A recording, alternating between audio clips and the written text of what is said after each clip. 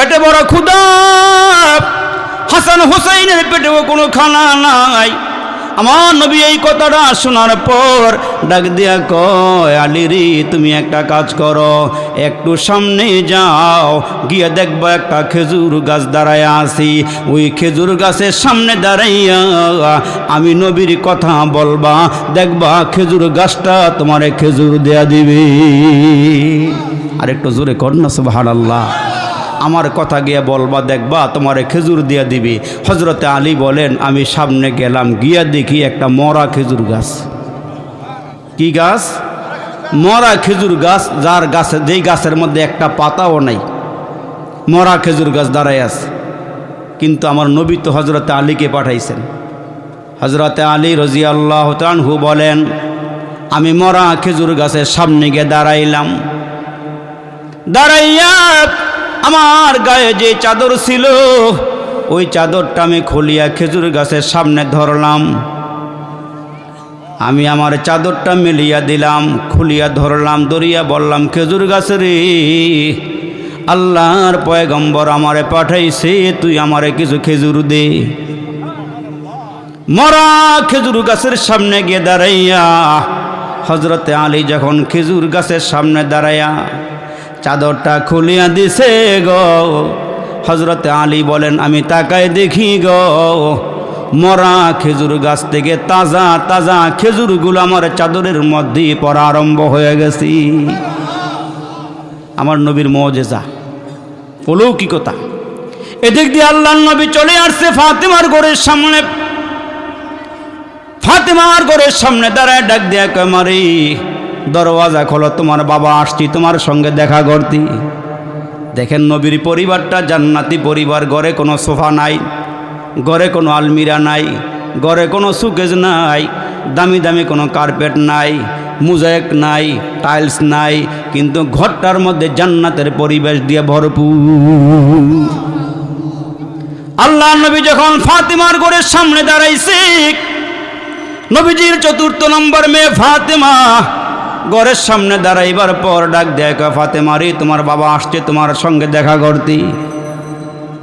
ফাতেমা ঘরের ভিতর থেকে ডাক দিয়ে, বাবা বাহিরে দাঁড়ান, ভিতরে আসার কোনো পরিবেশ নাই। বাবা গো, আমি তোমার মেয়ে, তুমি আমার বাবা, তুমি বাবার সামনে যাওয়ার মতন কোনো পরিবেশ আমি ফাতেমার নাই। নবীজি ডাক দিয়া কয়, মারে কি হয়েছে বলো? আব্বা, পুরা শরীরটা ডাকিয়া তোমার সামনে আসার মতন কোনো কাপড় আমার ঘরে নাই।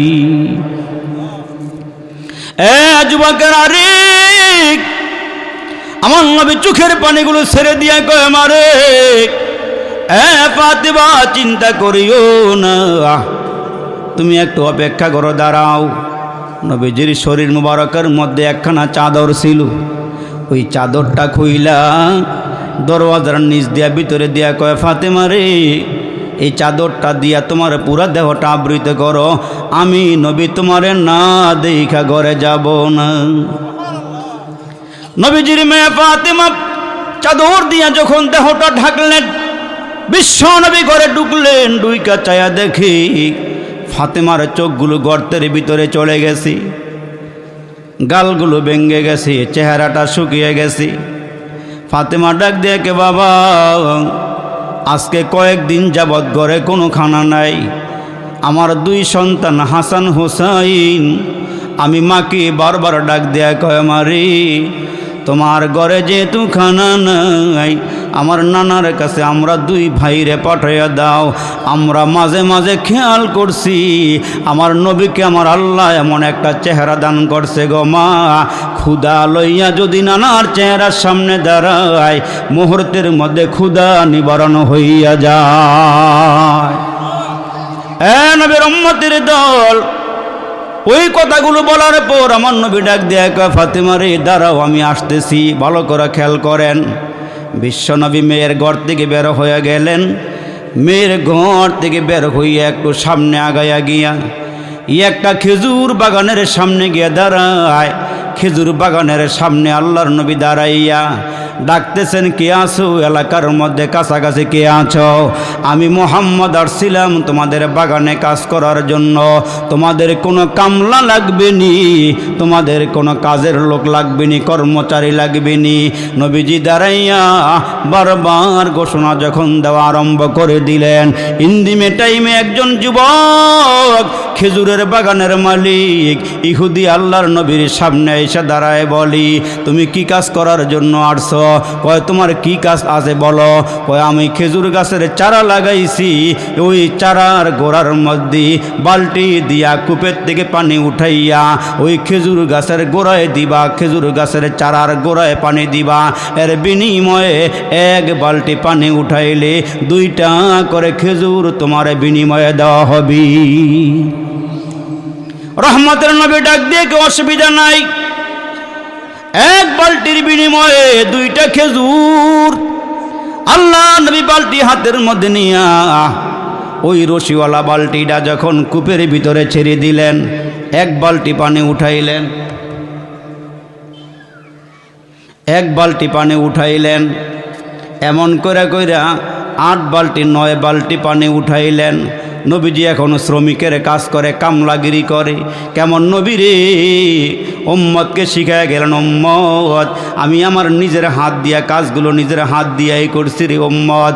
এই উম্মতের দল যে কোনো কাজ করবা, লজ্জা শরমের কোনো কিছু নাই। আমি বিশ্ব নবী হইয়া মুসলমান ছাগলের দুধ নবীজি দহন নিজের হাত দিয়া দহন করছেন। মানুষের বাড়িতে গিয়া বকরির দুধ নবীজির নিজ হাত দিয়া দহন করিয়া দিছেন। মুসলমান স্যান্ডেলের ফিতা সিরিয়া গেলে নবীজি নিজের হাত দিয়া সেলাই করেছেন। জামা সিরিয়া গেলে নিজের হাত দিয়া জামা সেলাই করছেন আমার নবী। তো আল্লাহ নবী দাঁড়ায় যখন ওই বালতি দিয়া পানি উঠাইয়া খেজুরের চারার গোড়ার মধ্যে ডালে 9 বালতি পানি উঠাইয়া 10ম নাম্বার বালতি যখন কুয়ার মধ্যে ছাড়লেন, রশিটা মুসলমান দুর্বল হয়ে গেছে পানি লাগতে লাগতে।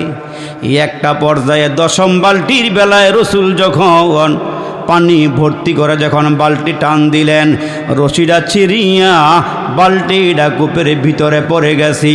আমার নবী দাঁড়াইয়া আসি, বালতি কূপের ভিতরে পড়ে গেছি। আমার নবী ওই বালতি উঠাইতে পারতেছেন না। ইন্দিমে টাইমে ইহুদি দাঁড়াইয়া ডাক দেখে, মোহাম্মদ কি হইছে বলো। কয় ভাই রে, আমি 9 বালতি পানি উঠাইলাম, 10ম নাম্বার বালতি যখন কূপের ভিতরে ছাড়লাম, রশিটা দুর্বল হইয়া সিরিয়া গিয়া বালতিটা কূপের ভিতরে পড়িয়া গেছে। ইহুদি চট করিয়া রাগিয়া ডাক দিয়া কয়, মোহাম্মদ রে, আমি তো তোমারে বালতি দিয়া পানি উঠাইতে বলেছিলাম, কাজ দিয়েছিলাম, আমি তো বালতি কূপের ভিতরে ফালাইতে দেই নাই। রাগ হইয়া নবীজির সামনে দাঁড়াইয়া যত শক্তি আসি, যত জোর আসি হাতের মধ্যে, ওই হাতরা উঁচু করিয়া ওই জান্নাতি চেহারার মধ্যে, বিশ্ব নবীর চেহারার মধ্যে একটা থাপ্পড় লাগাইয়া দিছি। নাউজুবিল্লাহ কোন। দু জাহানের নবীর সামনে দাঁড়াইয়া নবীজিকে চপেটাঘাত করলেন। বিশ্ব নবীর চেহারার মধ্যে লাল দাগ হয়ে গেছি। আমার নবী ডাক দিয়া কয়, হাতরা দরিয়া কয়, ভাইরি আল্লাহ রস্তে আমারে মাফ করিয়া দিও, আমি তো ইচ্ছা করে বালতি কুয়ার ভিতরে ফালাই নাই, রশিটা ছিঁড়িয়া বালতি পড়িয়া গেছি। দয়ার নবী ডাক দিয়া কয়, ভাইরি তুমি যে আমারে থাপ্পড় দিছ, তোমার হাতে কি কোনো ব্যথা পাইছনি? তোমার রাগ যদি না কমে আমি জামাটা খুলিয়া দেই, তোমার যতগুলো থাপ্পড় মারা দরকার আমার পিঠের মধ্যে মারো, তারপরও তুমি আমারে মাফ করিয়া দিও, তুমি আমারে ক্ষমা করিয়া দিও। আর ভাইরে, আমি যে 9 বালতি পানি উঠাইছিলাম, ওই বালতির বিনিময়ে আমারে তুমি 18টা খেজুর দাও, 20টা খেজুর আমার লাগবে না। বিশ্বনবী ইহুদের নিকট থেকে 18টা খেজুর লইয়া ফাতেমার ঘরে চলে আসলি। নবীর মেয়ে ফাতেমা ডাক দিয়া কয়, আব্বা, যেই শরীরের মধ্যে মশা বসে না, যেই শরীরের মধ্যে মাছি বসে না, আপনার গালের মধ্যে এমন লাল দাগ দেখা যায় কেন? এ আমার বাবা, আপনার গালে কে থাপ্পড় মারছে? নবীজি এড়াইয়া গেলেন। কোনো দুঃখের কথা মেয়ের কাছে বলে না, মেয়ে কষ্ট পাবি। নবীজি দাঁড়াইয়া আসি, ওই দিক দিয়ে ইহুদি মনে মনে চিন্তা করে, কিরে আমি যেই লোকটা বালতি ফালাইয়া দেওয়ার কারণে আমি তার গালে থাপ্পড় দিলাম, ওই লোকটা প্রতিশোধ না নিয়া আমাকে হাতে দইরা মাপ চায় আর বলে পিঠের কাপড়টা সরাইয়া দেই, যতগুলো থাপ্পড় মারা দরকার আমার পিঠের মধ্যে মারো। এইটা কেমন মানুষ রে, এইটা কেমন লোক রে? এমন লোক তো আমার জিন্দিগিতে আমি আর কোনো দিন দেখি নাই। এমন আদর্শবান লোক তো আমার নজরে জীবনে পড়ে নাই। এ মুসলমান ভাইরা রে, ইহুদি কয় যেই হাত দিয়ে আমি থাপ্পড় দিছি এই হাতটা আমার রাখার দরকার নাই। আল্লাহু আকবার জোরে বলেন।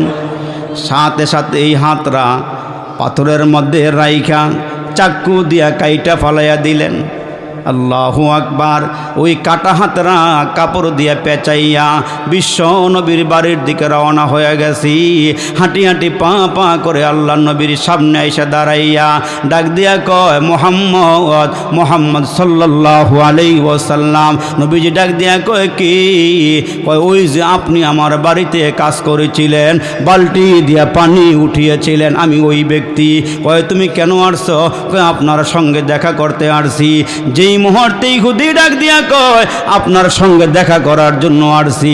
দরুদি নবী ডাক দিয়া কয়, তোমার হাতটা বাড়াইয়া দাও, তোমার হাতের সঙ্গে হাত লাগাইয়া একটু মুসাফা করি। ওই ইহুদি হাত বাড়াইয়া দিছি।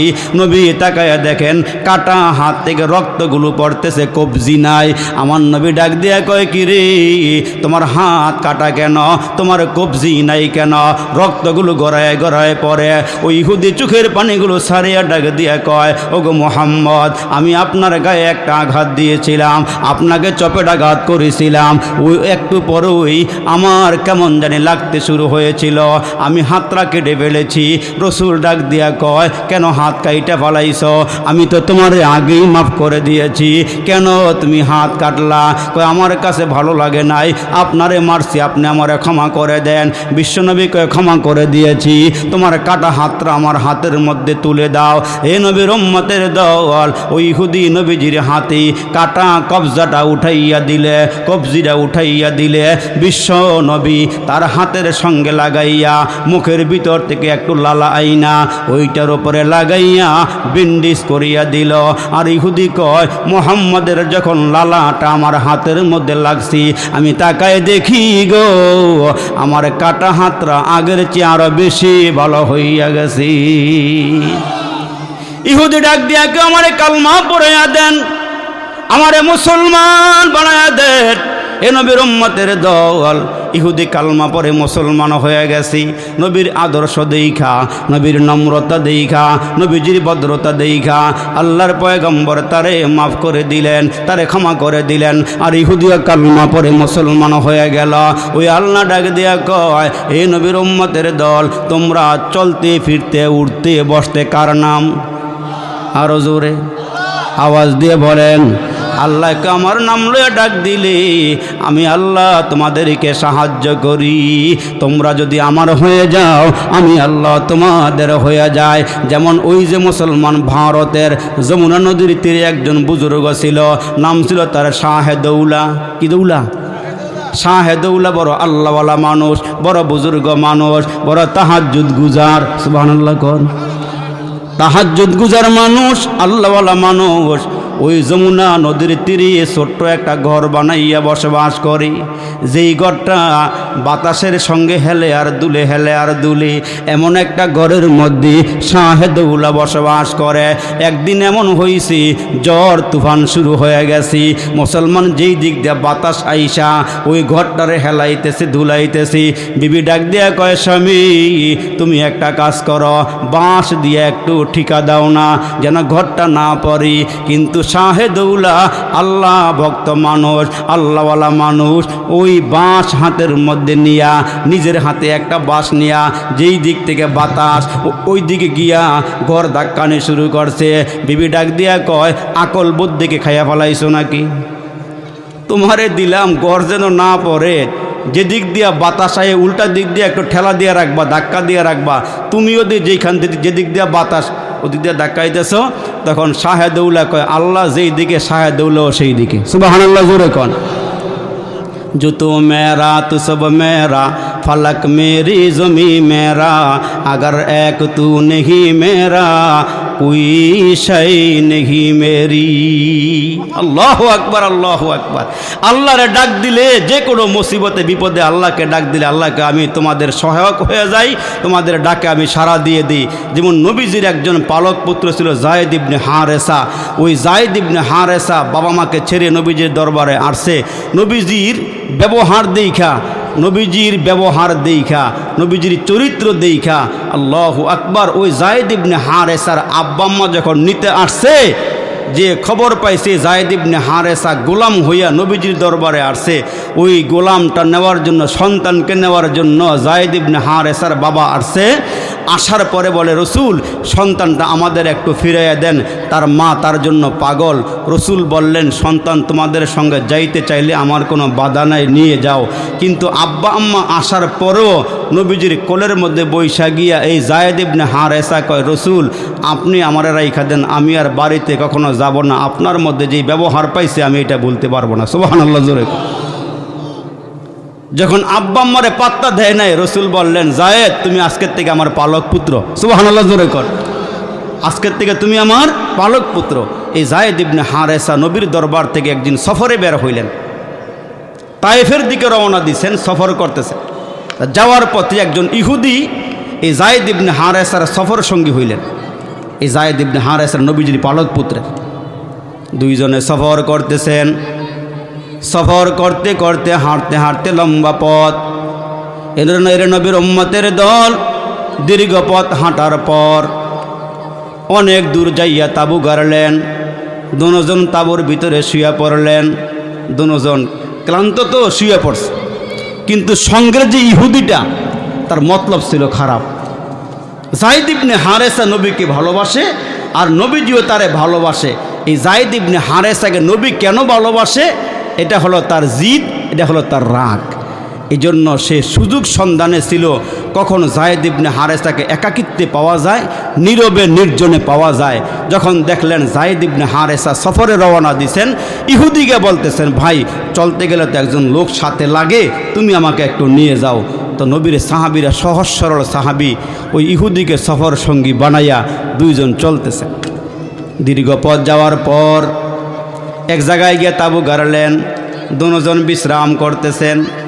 কিন্তু যায়েদ ইবনে হারেসা গুণাক্ষরও জানে না তার সঙ্গে অস্ত্র আছে, তার সঙ্গে অস্ত্র আছে। সফর সঙ্গী বানায় নিয়ে গেছে, কিন্তু তার কাছে যে অস্ত্র আছে এটা তার জানা ছিল না। যায়েদ ইবনে হারেসা যখন শুয়ে রইছে, খেয়াল করেন, যখন শুয়ে পড়ছে ঘুমায় গেছে। যখন ঘুমায় গেছে, ওই ইহুদি সফরের সাথী সে ঘুমায় নাই।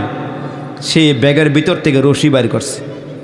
রশি বাইর করে এই যায়েদ ইবনে হারেসার দুইটা পা বেঁধে ফেললেন, দুইটা হাত বেঁধে ফেললেন। হাত এবং পা বাইদা যায়েদ ইবনে হারেসা ঘুমের মধ্যে।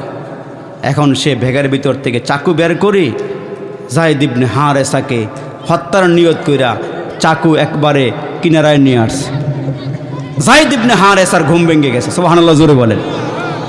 ঘুম ভাঙার পরে দেখা হাতও বান্দা, পাও বান্দা। এখন শক্তি আছে না নাই?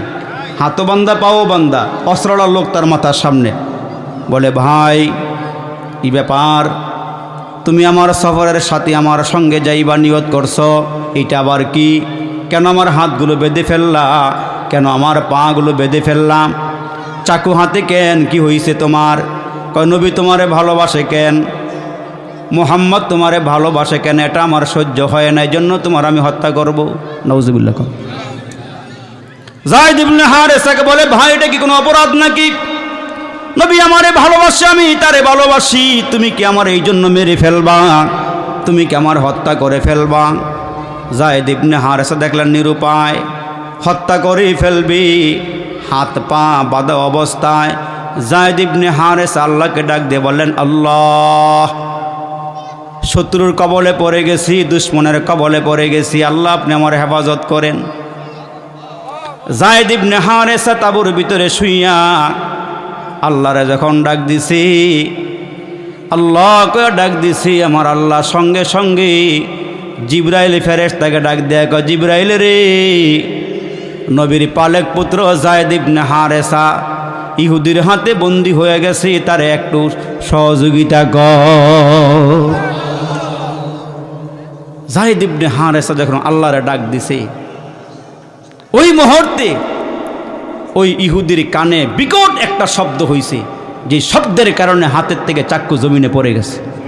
জোরে কোন সুবহানাল্লাহ। মনে হয়েছে যেন বাহিরের থেকে কেউ ডাক দিছে। ওই ইহুদি তাবুত থেকে বের হইয়া বাহিরে গিয়া তালাশ করে কাউকে পাওয়া যায় কিনা, গিয়ে দেখে কেউ নাই। কে ডাক দিল, কেউ নাই।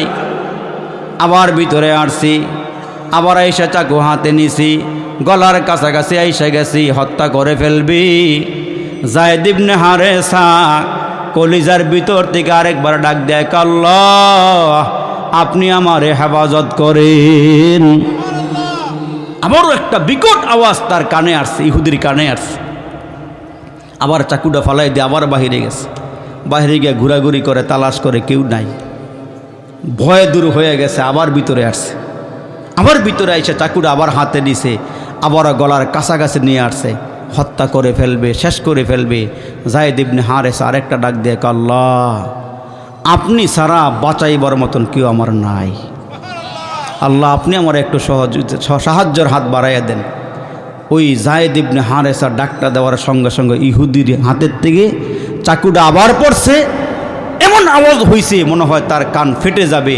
আবার বাহিরে গেছে, গিয়ে দেখে সবুজ পাগড়ি পরা, সাদা জামা পরা, গোড়ার ওপর সওয়ার হইয়া তাঁবুর সামনে একজন লোক দাঁড়ায় আছে।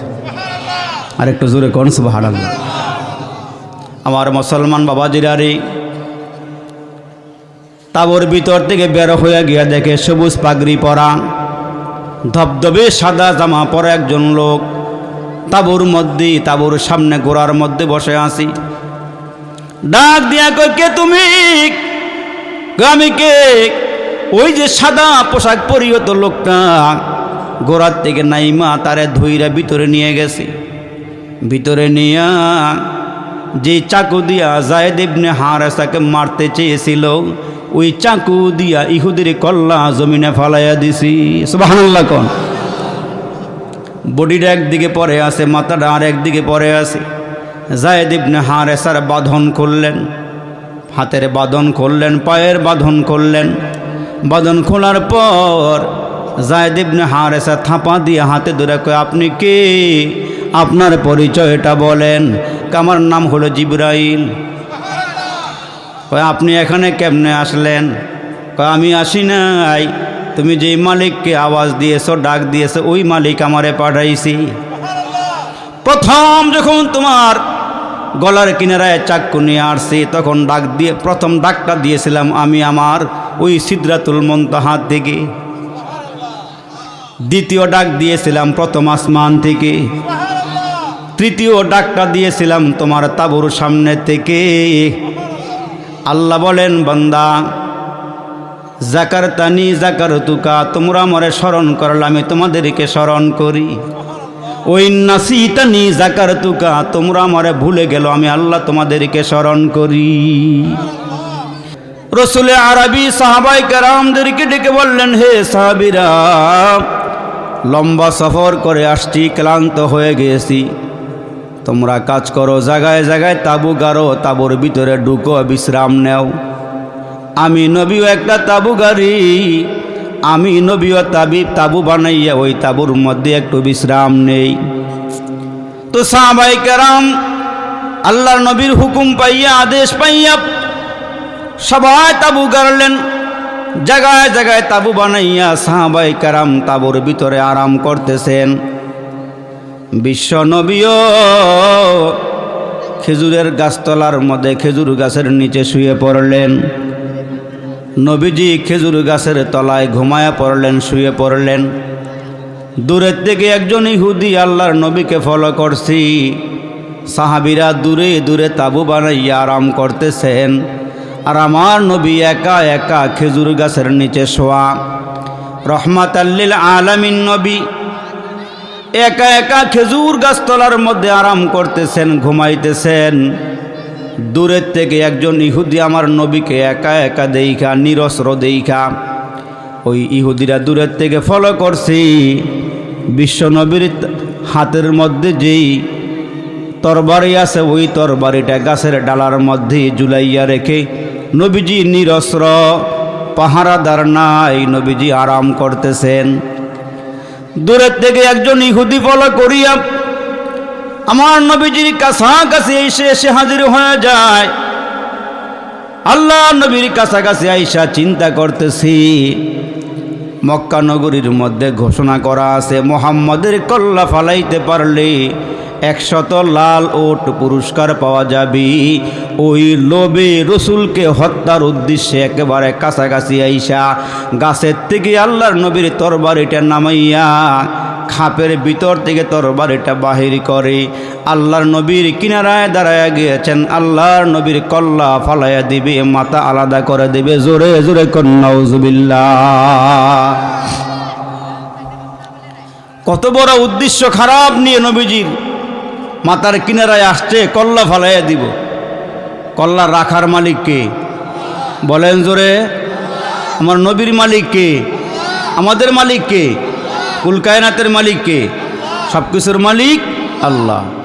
ये ज़मी मेरे लिए है, आसमां मेरे लिए, ये ज़मी मेरे लिए है, आसमां मेरे लिए, और है मसरूफ़ खिदमत कुल जहां मेरे लिए। बरगबर मेरे लिए है, बरगबर मेरे लिए है, हर समर मेरे लिए, हर चमन मेरे लिए है, हर गुलिस्ता मेरे लिए। एक मेरे दम से है उस बज़्म आलम का फरूक, और कब खिदमत है ये सबका नाम मेरे लिए। हरकते अफलाक अंजुम, हरकते अफलाक अंजुम, दौर शमसे का निज़ाम, चल रहा है तेरे से ये कारवा मेरे लिए। अल्लाहु अकबर बोलें। এ আমার মুসলমান বাবাজিরারি,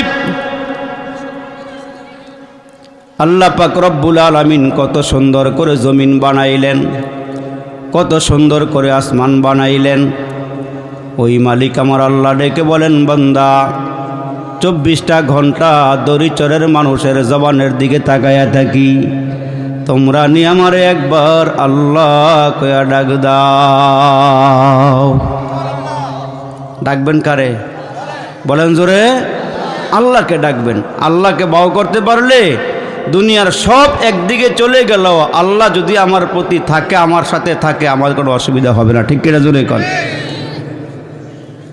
जो तो मेरा तो सब मेरा, फलक मेरा जमी मेरी, और एक है नहीं मेरा कुल जहां मेरे लिए। আল্লাহু আকবার বলেন। সব আলাদা হয়ে গেল, যদি আল্লাহ আমাদের সঙ্গে থাকে আমাদের কোনো অসুবিধা নাই।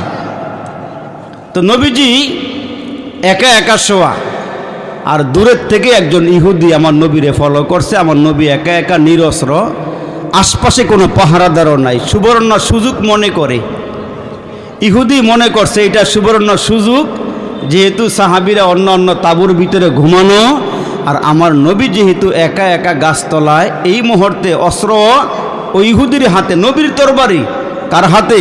ইহুদির হাতে। সুবর্ণ সুযোগ মনে করে বলতেছে, এই মুহূর্তে মুহাম্মদের কল্লা যদি ফালাইতে পারি, তাইলে আবু জাহেলের পক্ষ থেকে 100 উট নিয়ে আমি ঘরে ফিরতে পারবো, ঘরে যাইতে পারবো। এই কুমতলব নিয়ে খাপের ভিতর থেকে তরবারিটা বাড়ি করছে, আমার নবীরে দুনিয়া থেকে বিদায় করে দিবে। জোরে কর নাউজুবিল্লাহ।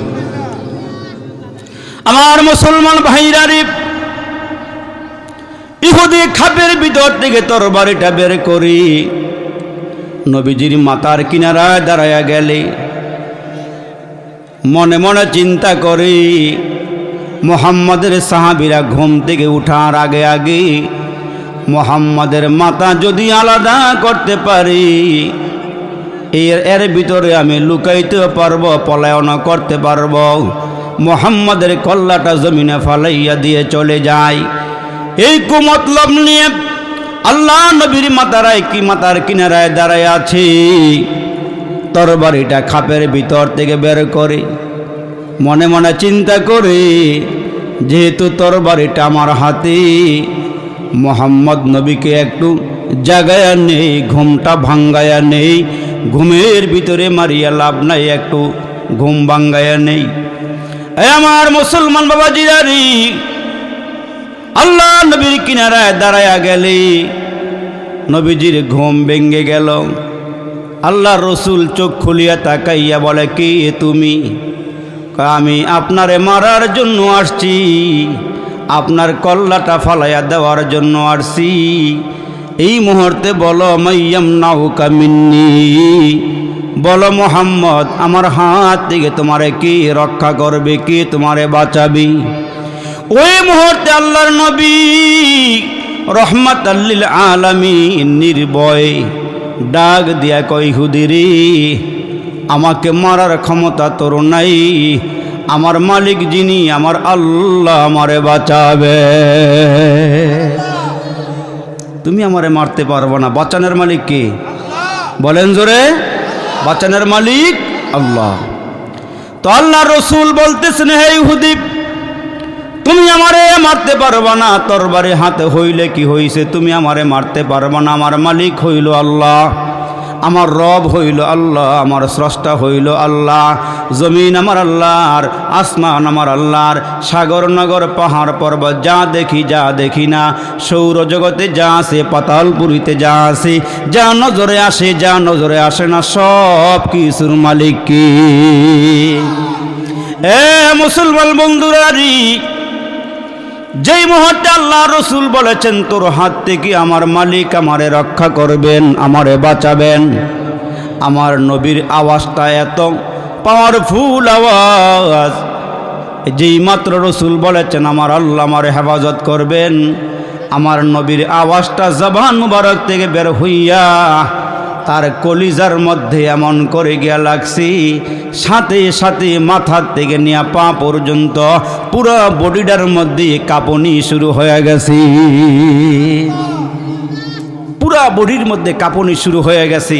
আর তরবারিটা হাতের থেকে নিচে পড়ে গেছে, জমিনে পড়ে গেছে। বিশ্বনবী তরবারিটা হাতের মধ্যে নিয়ে এইবার বলতেছে, ইহুদি এইবার বল, তরবারি কার হাতে? কয় তরবারি আপনার হাতে। তুই এবার বল, আমার হাত থেকে কে এখন রক্ষা করবে? আল্লাহু আকবার জোরে বলেন। এইবার বল, আমার হাত থেকে তোরে কে রক্ষা করবে? ইহুদি নবীজির সামনে দাঁড়ায়া বেউপায় হইয়া, এখন তো নিরস্ত্র, অস্ত্রও নাই, আর আমার নবীর গায়ে আল্লাহ কত শক্তি দান করছেন। সুবহানাল্লাহ, সুবহানাল্লাহ।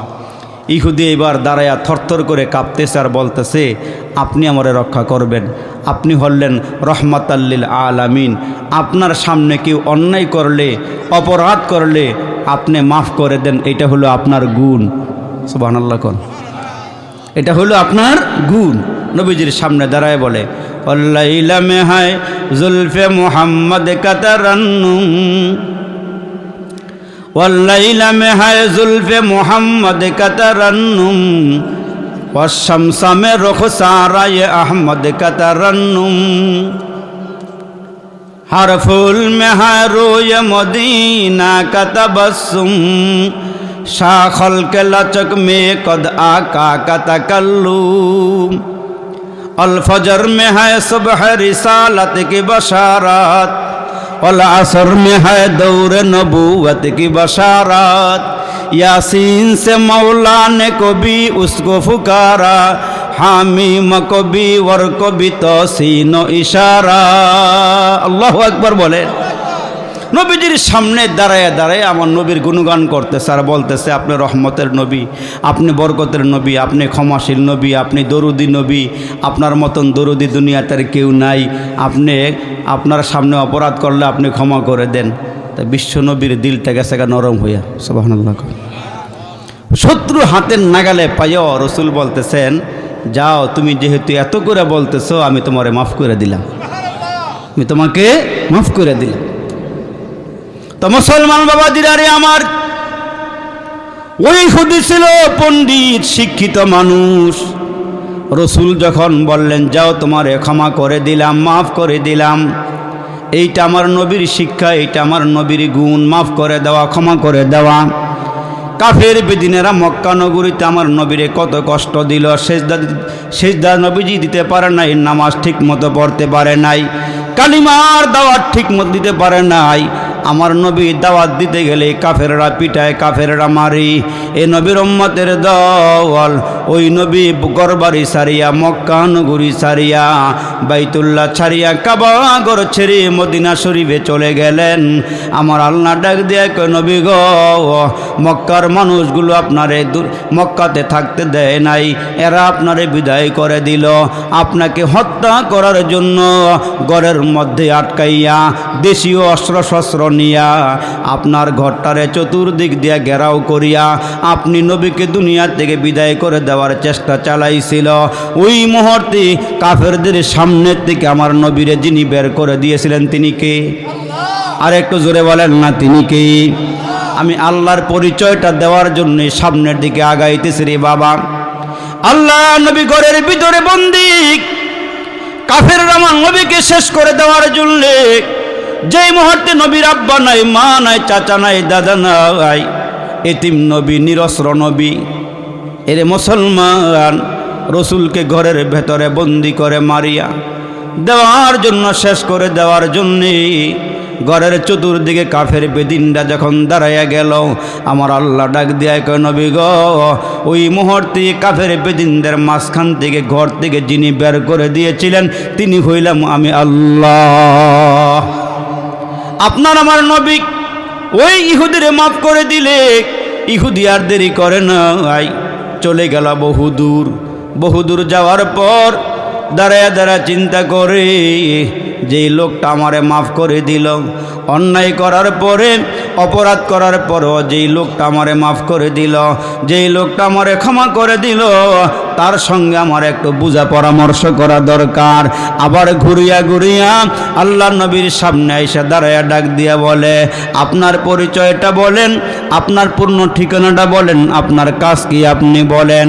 রহমতের নবী ডাক দিয়া কয়, এই আল্লাহর বান্দা, আমার নাম হলো মোহাম্মদ, বাবার নাম হলো আব্দুল্লাহ, আমি আল্লাহর পক্ষ থেকে দুনিয়াতে আগমন করেছি। আল্লাহ আমার নবী বানাইয়া পাঠাইছেন, আমাকে রসুল বানাইয়া আল্লাহ দুনিয়াতে পাঠাইছেন। কয় আপনার মিশন কি? কয় আমার মিশন হইল পথহারা মানুষগুলোকে পথ দেখানি, পথহারা মানুষগুলোকে পথ দেখানো, জাহান্নামী মানুষগুলোকে জান্নাতের পথ দেখানো, এটা হইল আমার কাজ, এইটা হইল আমার ডিউটি।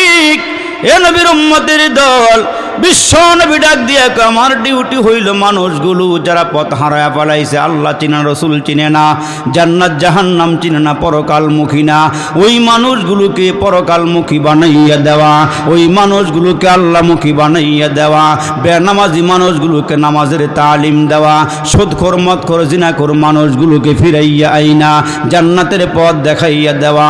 এ নবীর উম্মতের দল, নবীরা দুনিয়ার থেকে বিদায় হয়ে চলে গেল, সাহাবায়ে কেরাম চলে গেল, তাবেঈনরা চলে গেল। আমার নবী ডাক দিয়া কয়, ও দুনিয়ার উম্মতেরা শোনো, নবীরা পয়গম্বরেরা মাল সামানা রাখিয়া যায় নাই, ঘরবাড়ি রাখিয়া যায় নাই, বিল্ডিং রাখিয়া যায় নাই, ব্যাংক ব্যালেন্স রাখিয়া যায় নাই, এরা টাকা রাখিয়া যায় নাই, এরা সম্পদ রাখিয়া যায় নাই, নবীরা ওয়ারিস সূত্রে আলেম রাইখা গেছি। এরাও তোমাদের ধারে ধারে গিয়া গিয়া পথ হারা মানুষগুলোকে পথ দেখাবি। দায়িত্ব হলো পথহারা মানুষগুলোকে পথ দেখাইয়া আল্লাহমুখী বানাইয়া দেওয়া, পরকালমুখী বানাইয়া দেওয়া। ইহুদি দাঁড়াইয়া বলে, যদি আপনার মিশন এইটা হয় তাইলে আপনি আমাকে মাফ করে দেন, আর আপনার কালমাটা আমারে পড়াইয়া মুসলমান বানাইয়া দেন। মুসলমান বাবাজিরারি আমার, বিশ্বনবী মুহাম্মদুর রাসূলুল্লাহ সাল্লাল্লাহু আলাইহি ওয়াসাল্লাম এমন একজন নবী, যেই নবীর মুআজিজা আল্লাহ তাআলা অনেকগুলো দান করেছিলেন। যত নবীদেরকে আল্লাহ মুআজিজা দিয়েছিলেন, আমার নবীকে একাই সেই মুআজিজাগুলো আল্লাহ পাক দান করেছিলেন। জোরে কোন সুবহানাল্লাহ। ওই নবী এমন একজন নবী, যেই নবী সাপের সাথে কথা বলেন, যেই নবীজি বাঘের সাথে কথা বলেন, যেই নবী সিংহের সাথে কথা বলেন, যেই নবীকে দেখলে জংলার ওট পর্যন্ত দৌড়াইয়া আমার নবীজির সামনে চলে আসি। এই নবীর উম্মতের দল পয়গম্বরে আরবি এমন একজন নবী, যেই নবীকে আকাশের মেঘমালা ছায়া দিয়া নিয়ে যায়, যেই নবীকে দেখলে আকাশের চন্দ্র নবীজির সঙ্গে খেলাধুলা করি, যেই নবীর আঙ্গুলের ইশারায় পশ্চিম দিকে সূর্য হেলিয়া গেলে ওই নবীজির হাতের আঙ্গুলের বদৌলতে, সোয়ার বদৌলতে পশ্চিম দিক থেকে সূর্যটা আবার ঘুরিয়া নবীজির মাথার কিনারায় এসে হাজির হয়ে যায়। যেমন আপনার আমার নবী রহমতের নবী হজরতে আলী কাররামাল্লাহু ওয়াজহুর উরুর মধ্যে মাথাটা ঠেকাইয়া আল্লাহর নবী ঘুমাইতেছিলেন। তো বিশ্ব নবীর ঘুম হজরতে আলী বলেন, নবীজির ঘুম তো ভাঙ্গানো যায় না, যেহেতু আমার নবী আমার উরাতের মধ্যে মাথা রাইখা আরাম করতেছেন। নবীর সামনে আমি কি? আমি হইলাম একজন সাধারণ মানুষ, আমি একজন সাহাবী, আর উনি হইল আল্লাহর নবী, যার উপরে কোরআন নাজিল হয়। আম্মাজান আয়েশার ঘরে শুইয়া থাকলো কোরআন নাজিল হয়। নবীজি ওহুদের ময়দানে আল্লাহর কোরআন ওহুদের ময়দানে নাজিল হয়। নবীজি বদরে কোরআন নাজিল হয় বদরে। আল্লাহর নবী হুনাইনে কোরআন নাজিল হয় হুনাইনে। আল্লাহর নবী খায়বারে কোরআন নাজিল হয় খায়বারে। আল্লাহ নবী মক্কার খানায় কাবায় ওইখানে কোরআন নাজিল হয়, যেগুলোকে মক্কি সূরা বলা হয়। আবার নবীজি মদিনায় কোরআন নাজিল হয় মদিনায়। জোরে কোন সুবহানাল্লাহ। ওই নবী হযরতে আলী কাররামাল্লাহু ওয়াজহুর উরাতের মধ্যে মাথা রাখিয়া ঘুমাইতেছিলেন, লম্বা সময় ঘুম। এদিক দিয়ে হজরতে আলী তাকাইয়া দেখেন সূর্যটা পশ্চিম দিকে হেলিয়া যাইতেছি। এখনও নবীজি নামাজ পড়েন আসরের নামাজ। হজরতে আলীও নামাজ পড়তে আজকে 5 থেকে 6 দিন হয়ে গেল নবীজি স্বামী ঘরে কোনো খানা নাই, যাও না বাইরে গিয়া কিছু খানা নিয়ে আসো। হজরতে আলী ডাক দিয়া কয়, বিবি রে আমার কাছে কোনো টাকা নেই, পয়সা নেই, আমি খানা আনবো কোথায় থেকে? হজরতে ফাতেমা ডাক দিয়া কয়, স্বামী গো, আমার আব্বা আমার একটা চাদর হাদিয়া দিয়েছিল, ওই চাদরটা বিক্রি করে ঘরে কিছু খানা নিয়ে আসো, কারণ আমি নিজেও ক্ষুধার্ত, তোমার 2টা সন্তান হাসান হোসাইন ক্ষুধার্ত। তাড়াতাড়ি করিয়া তুমি যাও, চাদরটা বিক্রি করে ঘরে খানা নিয়ে আসা। ওই ঘরটা কত দামি ঘর, যেই ঘরের মা জান্নাতি মহিলাদের সর্দারনি, ওই ঘরের বাবাটা আসাদুল্লাহিল গালিব। আল্লাহ পাক ডাক দেয়, নবী আপনার ওই সাহাবীরে জানায় দেন হযরত আলী হইল বিজয়ী বাঘ। সুবহানাল্লাহ। কোন কিল্লায়ে কামুস, ওই যে খায়বরের যুদ্ধে একটা লোহার কপাট, যেইটা 700 মণ ওজন ছিল, হজরতে আলী ওই কপাটটা ভাঙ্গা হাতের মধ্যে নিয়ে ডাল বানাইয়া কাফেরদের সঙ্গে যুদ্ধ করেছিল ওই সাহাবী। আমার নবী ডাক দিয়া কই, আলী রে,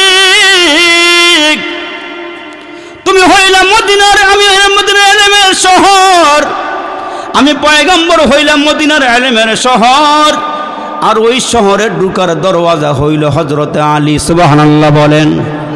ওই ঘরের মধ্যে কোনো খানা নাই, কিন্তু অভিযোগ নাই, স্বামীর বিরুদ্ধে কোনো অভিযোগ নাই। বলে, স্বামী গো, আমার বাবার দেওয়া চাদরটা বাজারে বিক্রি করে কোনো কিছু খানা নিয়ে আসো। হজরতে আলী সকালবেলা ফজরের নামাজের পরে শীতের দিন চাদরটা গায়ে দিয়া আল্লাহর নবীর সামনে দিয়া হাঁটতেছি। আমার নবী ডাক দিয়া কয়, কি? কয়, আমি হইলাম আলী, হাসান হোসাইনের বাবা, আমি হইলাম নবীজির জামাতা। ডাক দিয়া কয়, আলী রে, এত সকাল সকাল তুমি এখানে কেন আসলা?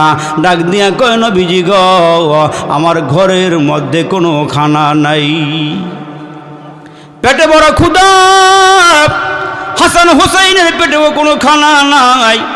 আমার নবী এই কথাটা শোনার পর ডাক দিয়া কয়, আলী রে, তুমি একটা কাজ করো, একটু সামনে যাও, গিয়ে দেখবা একটা খেজুর গাছ দাঁড়াইয়া আছি, ওই খেজুর গাছের সামনে দাঁড়াইয়া আমি নবীর কথা বলবা, দেখবা খেজুর গাছটা তোমারে খেজুর দেয়া দিবে। আর একটু জোরে কর না সুবহানাল্লাহ। আমার কথা গিয়ে বলবা, দেখবা তোমারে খেজুর দিয়া দিবি। হজরতে আলী বলেন, আমি সামনে গেলাম, গিয়া দেখি একটা মরা খেজুর গাছ। কি গাছ? মরা খেজুর গাছ, যার গাছে, যেই গাছের মধ্যে একটা পাতাও নাই, মরা খেজুর গাছ দাঁড়ায় আছে। কিন্তু আমার নবী তো হজরতে আলীকে পাঠাইছেন। হজরতে আলী রাদিয়াল্লাহু তাআলা আনহু বলেন, আমি মরা খেজুর গাছের সামনে গিয়ে দাঁড়াইলাম। দাঁড়াইয়া আমার গায়ে যে চাদর ছিল ওই চাদরটা আমি খুলিয়া খেজুর গাছের সামনে ধরলাম। আমি আমার চাদরটা মেলিয়া দিলাম, খুলিয়া ধরলাম, ধরিয়া বললাম, খেজুর গাছে রে, আল্লাহর পয়গম্বর আমারে পাঠাইছে, তুই আমারে কিছু খেজুর দে। মরা খেজুর গাছের সামনে গিয়ে দাঁড়াইয়া হজরতে আলী যখন খেজুর গাছের সামনে দাঁড়াইয়া চাদরটা খুলিয়া দিছে গো, হজরতে আলী বলেন, আমি তাকায় দেখি গো, মরা খেজুর গাছ থেকে তাজা তাজা খেজুরগুলো আমার চাদরের মধ্যে পড়া আরম্ভ হয়ে গেছি। আমার নবীর মুজিজা, অলৌকিকতা। এদিক দিয়ে আল্লাহর নবী চলে আসছে ফাতেমার ঘরের সামনে। ফাতেমার ঘরের সামনে দাঁড়ায় ডাক দেয়া কয়, মারি দরওয়াজা খোলো, তোমার বাবা আসছি তোমার সঙ্গে দেখা করতি। দেখেন নবীর পরিবারটা জান্নাতি পরিবার। ঘরে কোনো সোফা নাই, ঘরে কোনো আলমিরা নাই, ঘরে কোনো সুকেজ নাই, দামি দামি কোনো কার্পেট নাই, মোজাইক নাই, টাইলস নাই, কিন্তু ঘরটার মধ্যে জান্নাতের পরিবেশ দিয়ে ভরপুর। আল্লাহ নবী যখন ফাতেমার ঘরের সামনে দাঁড়াইছে, নবীজির চতুর্থ নম্বর মেয়ে ফাতেমা ঘরের সামনে দাঁড়াইবার পর ডাক দেয়, ফাতেমা রে, তোমার বাবা আসছে তোমার সঙ্গে দেখা করতে। ফাতেমা ঘরের ভিতর থেকে ডাক দিয়ে, বাবা বাহিরে দাঁড়ান, ভিতরে আসার কোনো পরিবেশ নাই। বাবা গো, আমি তোমার মেয়ে, তুমি আমার বাবা, তুমি বাবার সামনে যাওয়ার মতন কোনো পরিবেশ আমি ফাতেমার নাই। নবীজি ডাক দিয়া কয়, মারে কি হয়েছে বলো? আব্বা, পুরা শরীরটা ডাকিয়া তোমার সামনে আসার মতন কোনো কাপড় আমার ঘরে নাই। যুবকের আরে, আমার নবী চোখের পানিগুলো ছেড়ে দিয়া কয়, মারে ফাতেমা, চিন্তা করিও না, তুমি একটু অপেক্ষা করো, দাঁড়াও।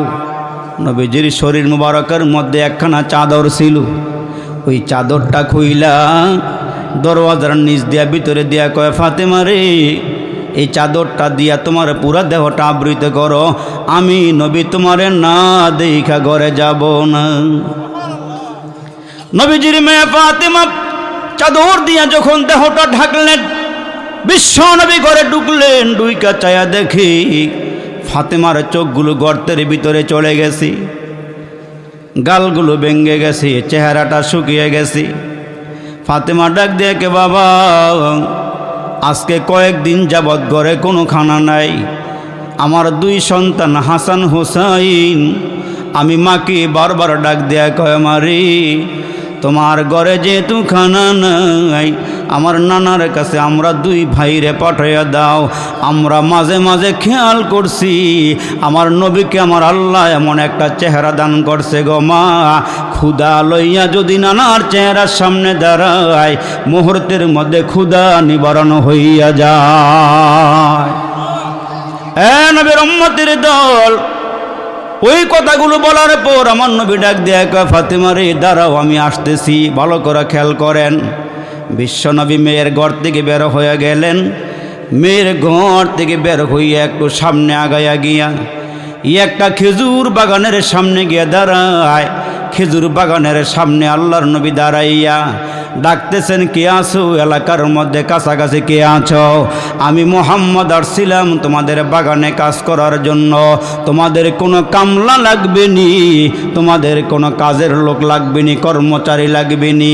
নবীজি দাঁড়াইয়া বারবার ঘোষণা যখন দেওয়া আরম্ভ করে দিলেন, ইন্দিমে টাইমে একজন যুবক খেজুরের বাগানের মালিক ইহুদি আল্লাহর নবীর সামনে এসে দাঁড়ায় বলি, তুমি কি কাজ করার জন্য আসছো? বলো। কয় তোমার কি কাজ আছে বলো। কয় আমি খেজুর গাছের চারা লাগাইছি, ওই চারার গোড়ার মধ্যে বালতি দিয়া কূপের থেকে পানি উঠাইয়া ওই খেজুর গাছের গোড়ায় দিবা, খেজুর গাছের চারার গোড়ায় পানি দিবা। এর বিনিময়ে এক বালতি পানি উঠাইলে 2টা করে খেজুর তোমার বিনিময়ে দেওয়া হবে। রহমতের নবী ডাক দিয়ে কেউ অসুবিধা নাই, এক বালতির বিনিময়ে 2টা খেজুর।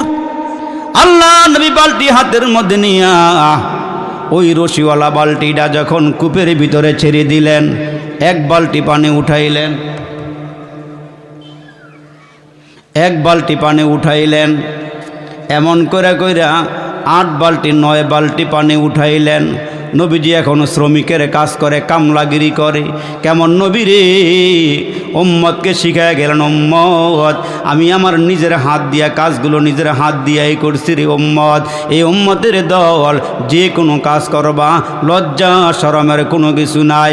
আমি বিশ্ব নবী হইয়া মুসলমান ছাগলের দুধ নবীজি দহন নিজের হাত দিয়া দহন করছেন। মানুষের বাড়িতে গিয়া বকরির দুধ নবীজির নিজ হাত দিয়া দহন করিয়া দিছেন। মুসলমান স্যান্ডেলের ফিতা সিরিয়া গেলে নবীজি নিজের হাত দিয়া সেলাই করেছেন।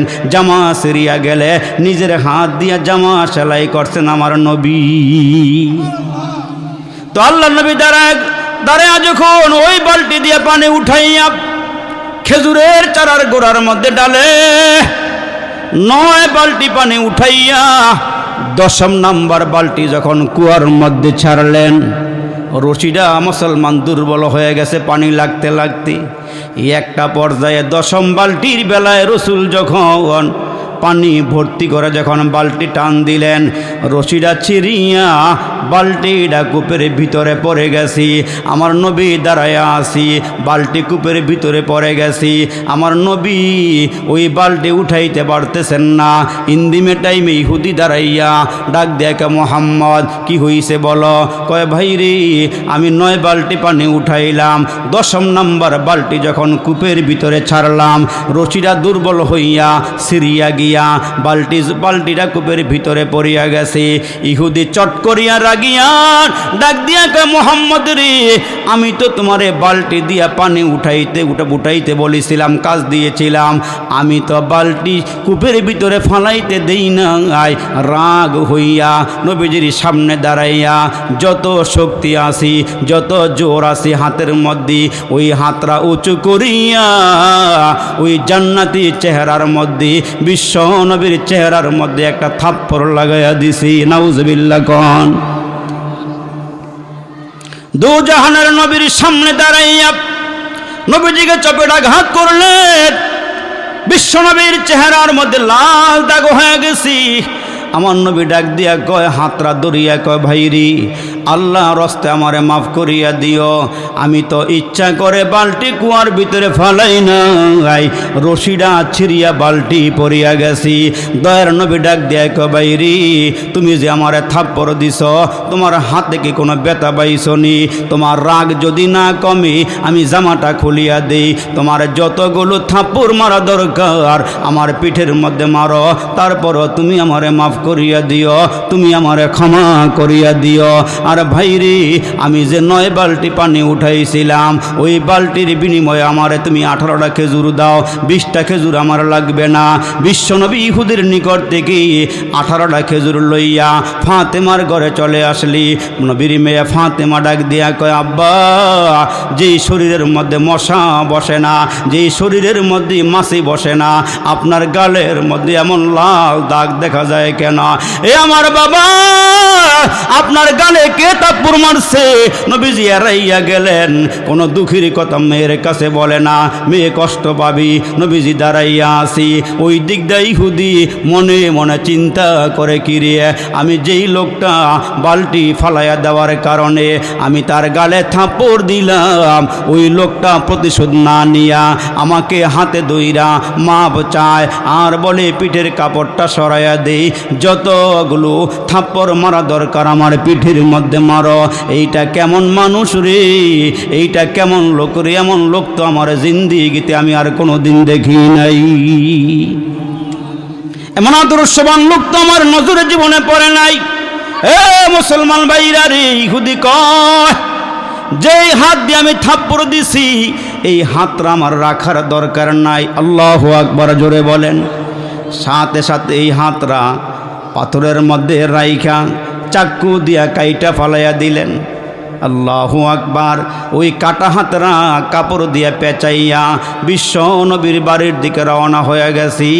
হাঁটি হাঁটি পা পা করে আল্লাহ নবীর সামনে এসে দাঁড়াইয়া ডাক দিয়া কয় মোহাম্মদ, মোহাম্মদ সাল্লাল্লাহু আলাইহি ওয়াসাল্লাম। নবীজি ডাক দিয়া কয় কি? কয় ওই যে আপনি আমার বাড়িতে কাজ করেছিলেন, বালতি দিয়া পানি উঠিয়েছিলেন, আমি ওই ব্যক্তি। কয় তুমি কেন আসছো? কয় আপনার সঙ্গে দেখা করতে আসছি। যেই মুহূর্তে ইহুদি ডাক দিয়া কয় আপনার সঙ্গে দেখা করার জন্য আসছি।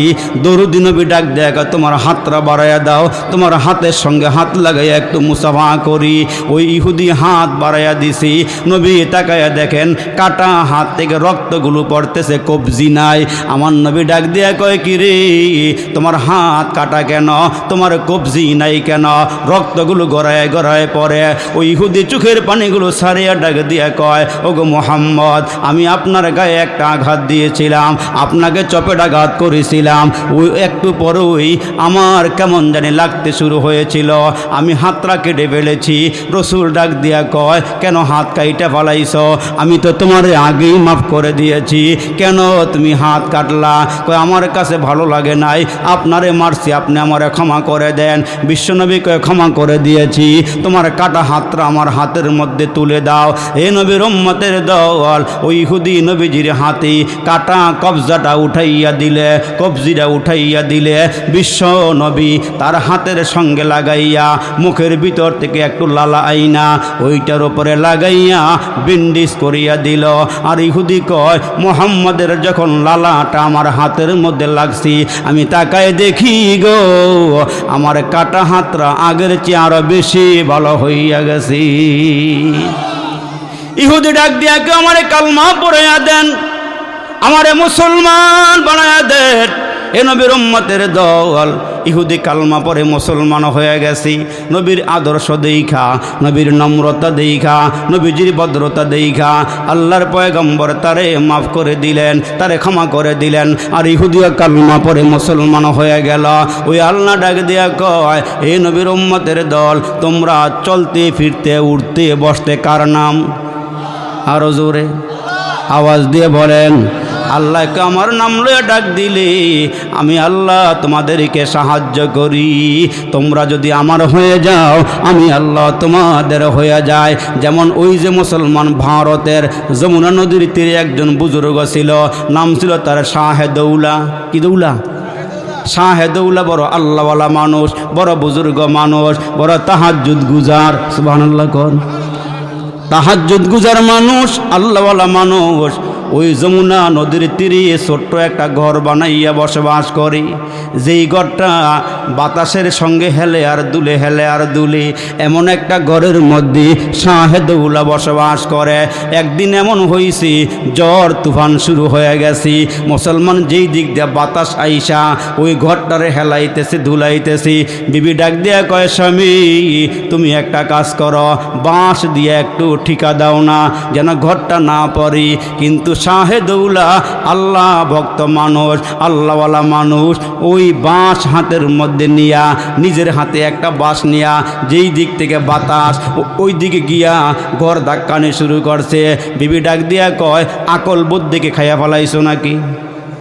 তোমারে দিলাম ঘর যেন না পড়ে, যেদিক দিয়া বাতাস আয়ে উল্টা দিক দিয়ে একটু ঠেলা দিয়ে রাখবা, ধাক্কা দিয়ে রাখবা। তুমিও যেইখান থেকে যেদিক দিয়া বাতাস ওদিক দিয়ে ধাক্কাইতেছ। তখন শাহেদৌলা কয় আল্লাহ যেই দিকে শাহেদৌলাও সেই দিকে। সুবহানাল্লাহ জোরে কন। जो तो मेरा तो सब मेरा, फलक मेरी ज़मी मेरा, अगर एक तू नहीं मेरा कोई शय नहीं मेरी। আল্লাহু আকবার, আল্লাহু আকবার। আল্লাহরে ডাক দিলে যে কোনো মুসিবতে বিপদে আল্লাহকে ডাক দিলে আল্লাহকে আমি তোমাদের সহায়ক হয়ে যাই, তোমাদের ডাকে আমি সাড়া দিয়ে দিই। যেমন নবীজির একজন পালক পুত্র ছিল যায়েদ ইবনে হারেসা। ওই যায়েদ ইবনে হারেসা বাবা মাকে ছেড়ে নবীজির দরবারে আসছে। নবীজির ব্যবহার দেখা নবীজির ব্যবহার দেখা, নবীজির চরিত্র দেখা, আল্লাহু আকবার, ওই যায়েদ ইবনে হারেসার আব্বা আম্মা যখন নিতে আসছে, যে খবর পাইছে যায়েদ ইবনে হারেসা গোলাম হইয়া নবীজির দরবারে আসছে, ওই গোলামটা নেওয়ার জন্য, সন্তানকে নেওয়ার জন্য যায়েদ ইবনে হারেসার বাবা আসছে। আসার পরে বলে, রসুল সন্তানটা আমাদের একটু ফিরাইয়া দেন, তার মা তার জন্য পাগল। রসুল বললেন, সন্তান তোমাদের সঙ্গে যাইতে চাইলে আমার কোনো বাধা নাই, নিয়ে যাও। কিন্তু আব্বা আম্মা আসার পরেও নবীজির কোলের মধ্যে বৈশা গিয়া এই যায়েদ ইবনে হারেসা কয়, রসুল আপনি আমার রাইখা দেন, আমি আর বাড়িতে কখনো যাব না, আপনার মধ্যে যেই ব্যবহার পাইছে আমি এটা বলতে পারবো না। সুবহানাল্লাহ জোরে। যখন আব্বা আম্মারে পাত্তা দেয় নাই, রসুল বললেন, যায়েদ তুমি আজকের থেকে আমার পালক পুত্র। সুবহানাল্লাহ জোরে কর। আজকের থেকে তুমি আমার পালক পুত্র। এই যায়েদ ইবনে হারেসা নবীর দরবার থেকে একদিন সফরে বের হইলেন, তায়েফের দিকে রওনা দিছেন, সফর করতেছেন।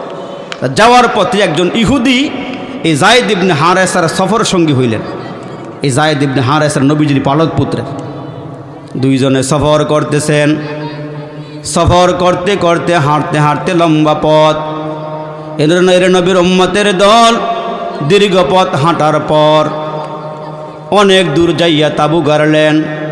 দুজন তাঁবুর ভিতরে শুয়ে পড়লেন। দুজন ক্লান্ত তো শুয়ে পড়ছে, কিন্তু সঙ্গের যে ইহুদিটা, তার মতলব ছিল খারাপ। যায়েদ ইবনে হারেসা নবীকে ভালোবাসে, আর নবীজিও তারে ভালোবাসে। এই যায়েদ ইবনে হারেসাকে নবী কেন ভালোবাসে? এটা হলো তার জিদ, এটা হলো তার রাগ। এই জন্য সে সুযোগ সন্ধানে ছিল কখন যায়েদ ইবনে হারেসাকে একাকিত্বে পাওয়া যায়, নীরবে নির্জনে পাওয়া যায়। যখন দেখলেন যায়েদ ইবনে হারেসা সফরে রওনা দিছেন, ইহুদিকে বলতেছেন, ভাই চলতে গেলে তো একজন লোক সাথে লাগে, তুমি আমাকে একটু নিয়ে যাও। তো নবীর সাহাবিরা, সহজ সরল সাহাবি, ওই ইহুদিকে সফর সঙ্গী বানাইয়া দুইজন চলতেছে। দীর্ঘ পথ যাওয়ার পর এক জায়গায় গিয়ে তাঁবু গাড়লেন। দুজন বিশ্রাম করতেছেন। কিন্তু যায়েদ ইবনে হারেসা গুণাক্ষরও জানে না তার সঙ্গে অস্ত্র আছে, তার সঙ্গে অস্ত্র আছে। সফর সঙ্গী বানায় নিয়ে গেছে, কিন্তু তার কাছে যে অস্ত্র আছে এটা তার জানা ছিল না। যায়েদ ইবনে হারেসা যখন শুয়ে রইছে, খেয়াল করেন, যখন শুয়ে পড়ছে, ঘুমায় গেছে। যখন ঘুমায় গেছে, ওই ইহুদি সফরের সাথী সে ঘুমায় নাই। সে ব্যাগের ভিতর থেকে রশি বাইর করছে। রশি বাইর করে এই যায়েদ ইবনে হারেসার দুইটা পা বেঁধে ফেললেন, দুইটা হাত বেঁধে ফেললেন। হাত এবং পা বাইদা যায়েদ ইবনে হারেসা ঘুমের মধ্যে। এখন সে ব্যাগের ভিতর থেকে চাকু বের করে যায়েদ ইবনে হারেসাকে হত্যার নিয়ত কইরা চাকু একবারে কিনারায় নিয়ে আসছে। যায়েদ ইবনে হারেসার ঘুম ভেঙে গেছে। সুবহানাল্লাহ জোরে বলেন। ঘুম ভাঙার পরে দেখা হাতও বান্দা, পাও বান্দা। এখন শক্তি আছে না নাই? হাতও বান্দা, পাও বান্দা। অস্ত্রওয়ালা লোক তার মাথার সামনে। বলে, ভাই এই ব্যাপার, তুমি আমার সফরের সাথে আমার সঙ্গে যাইবা নিয়ত করছো, এইটা আবার কি? কেন আমার হাতগুলো বেঁধে ফেললা? কেন আমার পাগুলো বেঁধে ফেললাম? চাকু হাতে কেন? কি হয়েছে তোমার? কয়, নবী তোমারে ভালোবাসে কেন, মুহাম্মদ তোমারে ভালোবাসে কেন, এটা আমার সহ্য হয় না, এই জন্য তোমার আমি হত্যা করব। নাউজুবিল্লাহ। যায়েদ ইবনে হারেসাকে বলে, ভাই এটা কি কোনো অপরাধ নাকি? নবী আমারে ভালোবাসে, আমি তারে ভালোবাসি, তুমি কি আমার এই জন্য মেরে ফেলবা? তুমি কি আমার হত্যা করে ফেলবা? যায়েদ ইবনে হারেসা দেখলেন নিরুপায়, হত্যা করে ফেলবি। হাত পা বাঁধা অবস্থায় যায়েদ ইবনে হারেসা আল্লাহকে ডাক দিয়ে বললেন, আল্লাহ, শত্রুর কবলে পড়ে গেছি, দুশ্মনের কবলে পড়ে গেছি, আল্লাহ আপনি আমার হেফাজত করেন। যায়েদ ইবনে হারেসা তাঁবুর ভিতরে শুইয়া আল্লাহরে যখন ডাক দিছি, আল্লাহকে ডাক দিছি, আমার আল্লাহ সঙ্গে সঙ্গে জিবরাইল ফেরেশতাকে ডাক দেয়া, কয়, জিবরাইল রে, নবীর পালক পুত্র যায়েদ ইবনে হারেসা ইহুদির হাতে বন্দী হয়ে গেছে, তার একটু সহযোগিতা কর। যায়েদ ইবনে হারেসা যখন আল্লাহরে ডাক দিছে, ওই মুহূর্তে ওই ইহুদির কানে বিকট একটা শব্দ হয়েছে, যে শব্দের কারণে হাতের থেকে চাক্কু জমিনে পড়ে গেছে। জোরে কন, জোরে কন সুবহানাল্লাহ। মনে হয়েছে যেন বাহিরের থেকে কেউ ডাক দিছে। ওই ইহুদি তাবুত থেকে বের হইয়া বাহিরে গিয়া তালাশ করে কাউকে পাওয়া যায় কিনা, গিয়ে দেখে কেউ নাই। কে ডাক দিল, কে ডাক দিল, কেউ নাই। আবার ভিতরে আসছি, আবার আইসা চাকু হাতে নিছি, গলার কাছাকাছি আইসা গেছি, হত্যা করে ফেলবি। যায়েদ ইবনে হারেসা কলিজার ভিতর থেকে আরেকবার ডাক দেয়, আল্লাহ আপনি আমারে হেফাজত করেন। আবারও একটা বিকট আওয়াজ তার কানে আসছে, ইহুদির কানে আসছে। আবার চাকুটা ফালাই দিয়ে আবার বাহিরে গেছে। বাহিরে গিয়ে ঘোরাঘুরি করে তালাশ করে কেউ নাই। ভয়ে দূর হয়ে গেছে, আবার ভিতরে আসছে। আবার ভিতরে এসে চাকুটা আবার হাতে নিছে, আবার গলার কাছাকাছি নিয়ে আসছে, হত্যা করে ফেলবে, শেষ করে ফেলবে। যায়েদ ইবনে হারেসা আরেকটা ডাক দিয়ে, আল্লাহ আপনি ছাড়া বাঁচাইবার মতন কেউ আমার নাই। আল্লাহ আপনি আমার একটু সাহায্যের হাত বাড়াইয়া দেন। ওই যায়েদ ইবনে হারেসা ডাকটা দেওয়ার সঙ্গে সঙ্গে ইহুদির হাতের থেকে চাকুটা আবার পড়ছে। এমন আওয়াজ হয়েছে মনে হয় তার কান ফেটে যাবে। আবার বাহিরে গেছে, গিয়ে দেখে সবুজ পাগড়ি পরা, সাদা জামা পরা, গোড়ার ওপর সওয়ার হইয়া তাঁবুর সামনে একজন লোক দাঁড়ায় আছে। আর একটু জোরে কোন সুবহানাল্লাহ। আমার মুসলমান বাবাজিরা রে, তাঁবুর ভিতর থেকে বের হইয়া গিয়া দেখে সবুজ পাগড়ি পরা, ধবধবে সাদা জামা পরা একজন লোক তাঁবুর মধ্যে, তাঁবুর সামনে গোড়ার মধ্যে বসে আছি। ডাক দিয়া কই, কে তুমি? আমি কে? ওই যে সাদা পোশাক পরিহিত লোকটা গোড়ার থেকে নাইমা তারে ধইরা ভিতরে নিয়ে গেছে। ভিতরে নিয়া যে চাকু দিয়া যায়েদ ইবনে হারেসাকে মারতে চেয়েছিল, ওই চাকু দিয়া ইহুদির কল্লা জমিনে ফালাইয়া দিছি। সুবহানাল্লাহ কোন। বডিটা একদিকে পরে আছে, মাথাটা আর একদিকে পরে আছে। যায়েদ ইবনে হারেসার বাঁধন করলেন, হাতের বাঁধন করলেন, পায়ের বাঁধন করলেন। বাঁধন খোলার পর যায়েদ ইবনে হারেসা থাপা দিয়ে হাতে ধরে কয়, আপনি কে?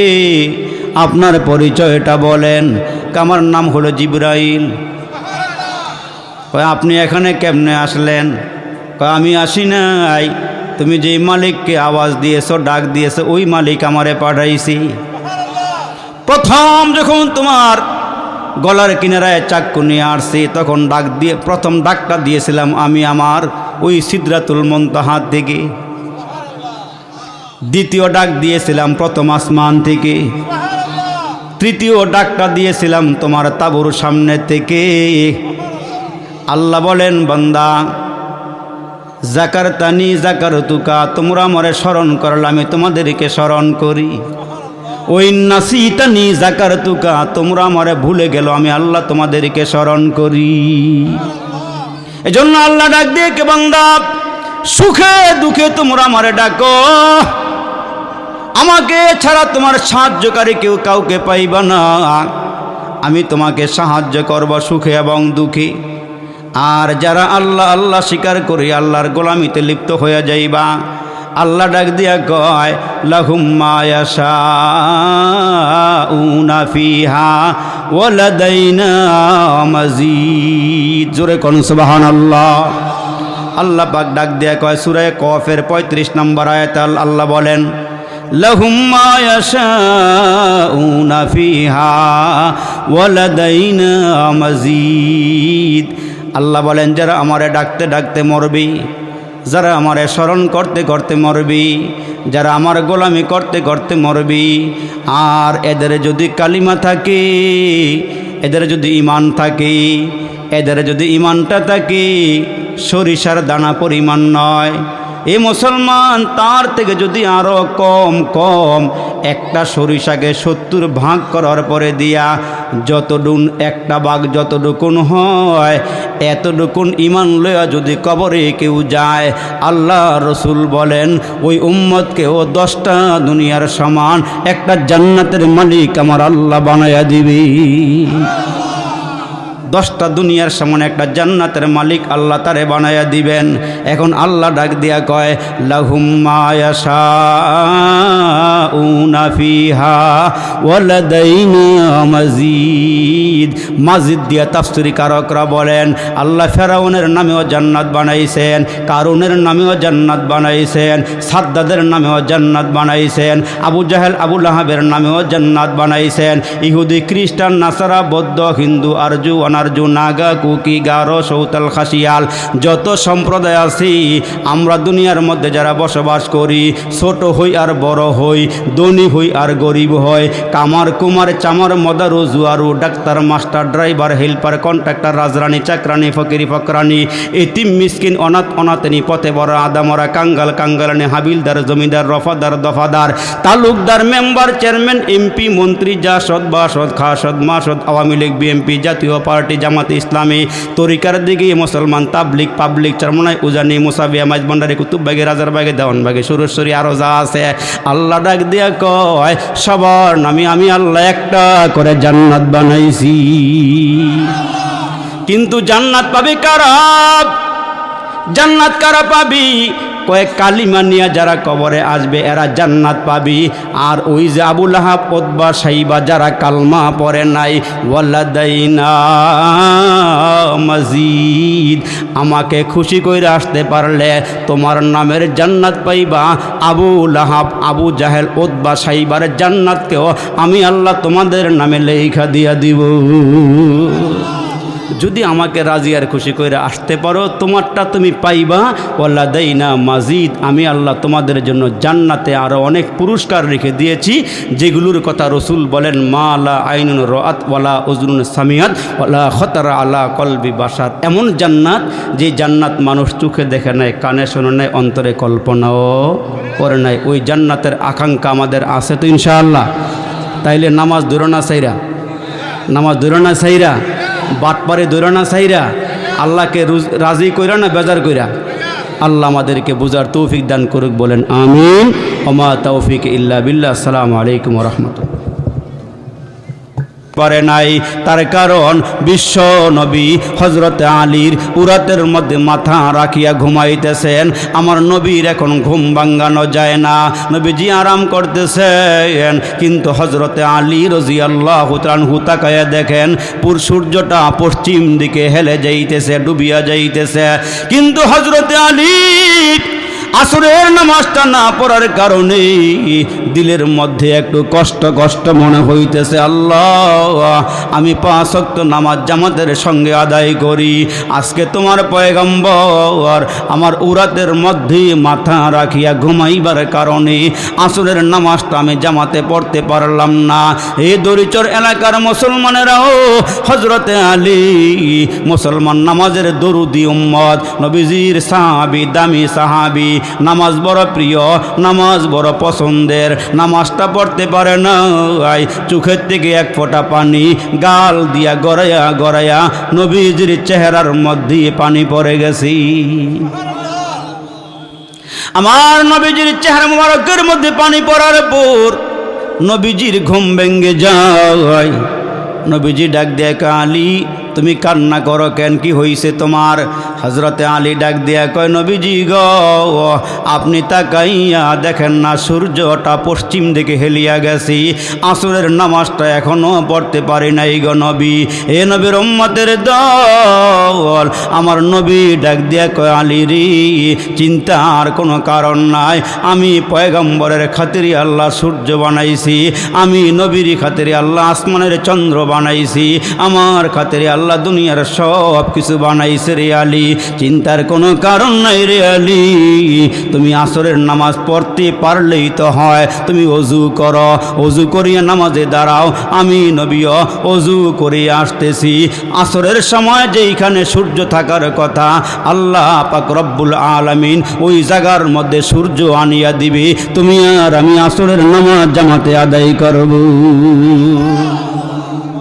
হযরত আলী বলেন, ইয়া রাসূলুল্লাহ, ওগো আল্লাহর পয়গম্বর, ঠিক আছে অজু করলাম।